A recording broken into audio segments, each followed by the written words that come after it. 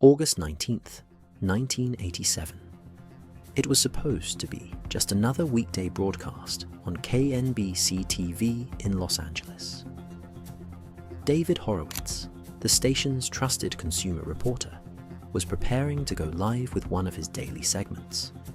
A seasoned journalist known for his calm demeanor and sharp investigations, Horowitz had built a reputation for helping viewers protect themselves from fraud, scams, and corporate abuse.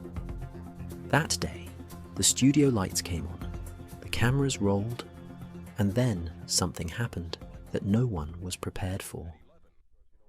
Just moments before going live, a man stepped onto the studio set, unannounced. He walked directly up to Horowitz in front of the cameras, pulled out what appeared to be a handgun, and pointed it squarely at the reporter's chest. His name was Gary Stallman.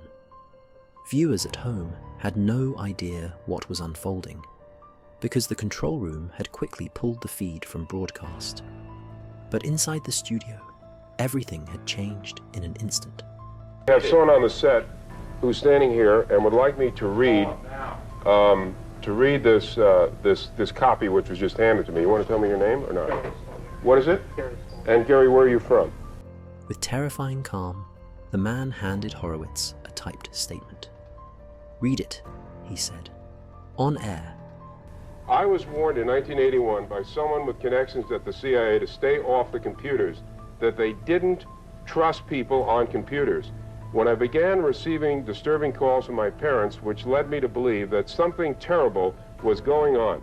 I was then forced into a mental hospital in Tallahassee, where I learned that my brother-in-law had been driven insane in the same manner that someone was trying to do to me.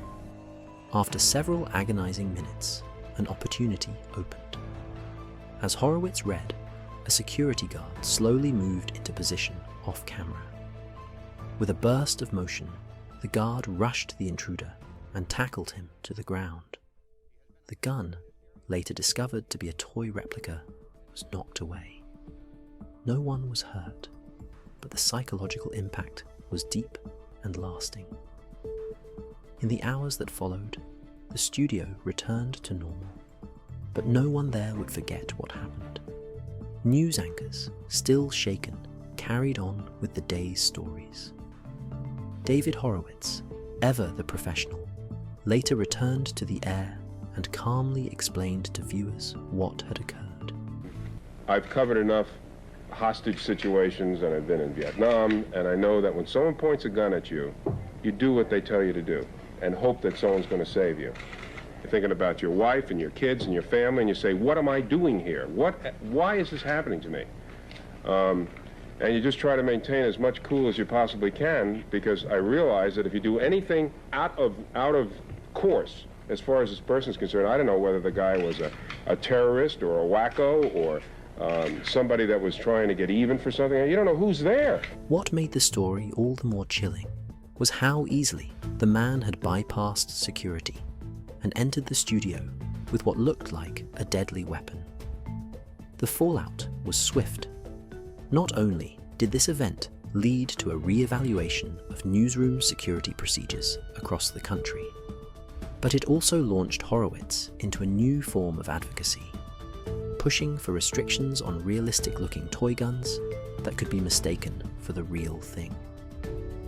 Looking back, the incident stands as one of the most surreal and sobering moments in American television history.